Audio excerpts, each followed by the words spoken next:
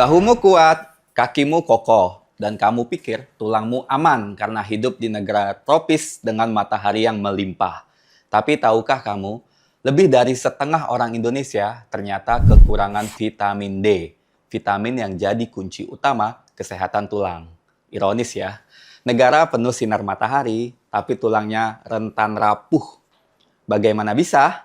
Apa efeknya? Dan apa yang bisa kita lakukan? Yuk kita bongkar tuntas misteri ini, vitamin sinar matahari.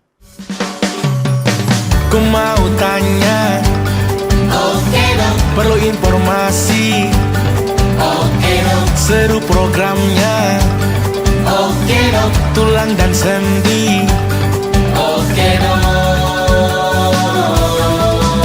Ku nonton oke dong, ortopedi, komedi, dan edukasi. Oke dong. Pertama, apa itu vitamin D dan kenapa unik? Vitamin D berbeda dari vitamin lainnya karena tubuh bisa memproduksinya sendiri. Saat kulit kita terkena sinar UVB dari matahari, tubuh mulai membuat vitamin D3, yaitu cholecalciferol. Bentuk lainnya D2 yaitu ergocalciferol, berasal dari tumbuhan. Tapi vitamin D yang baru terbentuk ini masih mentah.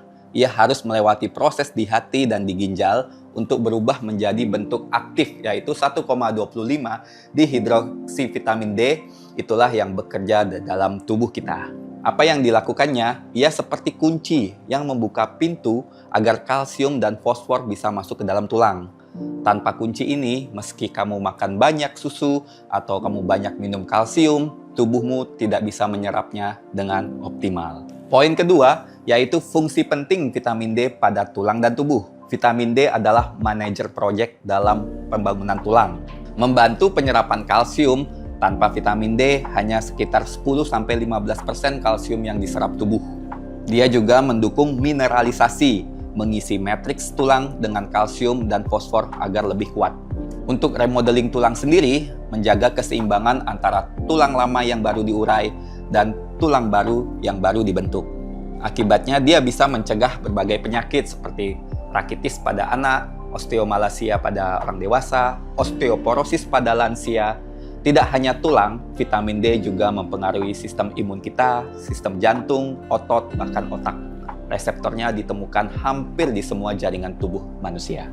Poin ketiga, paradoksnya di Indonesia, matahari kita banyak, tapi tetap kekurangan. Kedengarannya sih emang aneh, tapi faktanya nyata.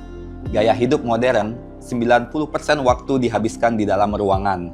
Bisa di kantor, di sekolah, di rumah. Jadinya pigmentasi kulit pada kulit orang Indonesia cenderung lebih gelap. Melanin tinggi yang mengurangi kemampuan kulit untuk memproduksi vitamin D. Ada juga nih orang-orang yang memakai perlindungan berlebihan, penggunaan tabir surya, pakaian yang super tertutup, atau menghindari panas karena takut kulit menjadi hitam. Polusi udara di kota besar, polusi itu menyaring sinar UVB. Pola makan rendah vitamin D, jarang makan ikan berlemak, hati jamur yang terpapar sinar. Hasilnya, penelitian menunjukkan defisiensi pada 35% lansia, 63% pada ibu hamil, bahkan 31% pekerja luar ruangan itu mengalami defisiensi vitamin D. Lalu apa dampak defisiensi vitamin D ini? Defisiensi vitamin D bukan sekedar angka di laboratorium, ini tentang kualitas hidup Anda. Pada anak-anak bisa mengalami rakitis atau tulang menjadi lebih lunak, kakinya menjadi bengkok, pertumbuhannya menjadi terhambat. Pada orang dewasa bisa terjadi osteomalacia, tulang terasa nyeri, otot menjadi lebih lemah, dan orangnya lebih cepat lelah. Pada lansia bisa mengalami osteoporosis, tulang menjadi keropos, mudah patah, dan bisa membuat seseorang kehilangan kemandirian dalam aktivitas hidup sehari-hari. Selain itu, defisiensi dikaitkan juga dengan penurunan daya tahan tubuh kita. Resiko penyakit jantung juga tinggi, terkena diabetes juga tinggi, bahkan gangguan mood seperti depresi bisa terjadi akibat vitamin D. Paparan sinar matahari lakukan selama 10-30 menit, 2-3 kali seminggu. Pagi jam 7 sampai jam 9 atau sore jam 3 sampai jam 5. Pastikan wajah, lengan, dan kaki ikut terpapar. Konsumsi makanan kaya vitamin D seperti ikan berlemak, yaitu ada salmon, ada tuna, ada makerel. Terus bisa juga konsumsi kuning telur, jamur terpapar sinar. Bisa juga mengkonsumsi makanan fortifikasi seperti susu, sereal, jus jeruk yang difortifikasi, meski di Indonesia memang masih jarang. Suplementasi untuk yang beresiko tinggi sesuai anjuran dokter, dosis umum yaitu sekitar 600 sampai 800 intraurin per hari untuk dewasa. Lebih tinggi bila defisiensi. Bisa kalian lakukan tes darah terlebih dahulu dengan pemeriksaan 25 OHD untuk mereka yang beresiko ya, misalnya orang lansia, ibu hamil, atau penderita penyakit kronis. Terus kenapa kita harus peduli? Tulang yang rapuh tak terasa dalam sehari. Masalahnya munculnya bertahun-tahun kemudian. Ketika kita jatuh sedikit, lalu terjadi patah tulang, atau saat tulang belakang mulai membungkuk, investasi kesehatan tulang harus dimulai sejak muda.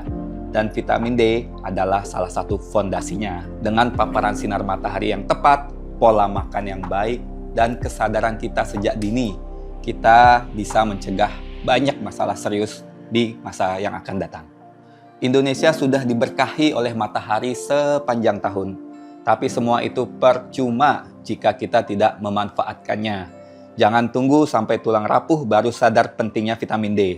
Mulailah dari langkah kecil, buka jendela, berjemur pagi, tambahkan ikan dalam menu, periksakan diri jika perlu.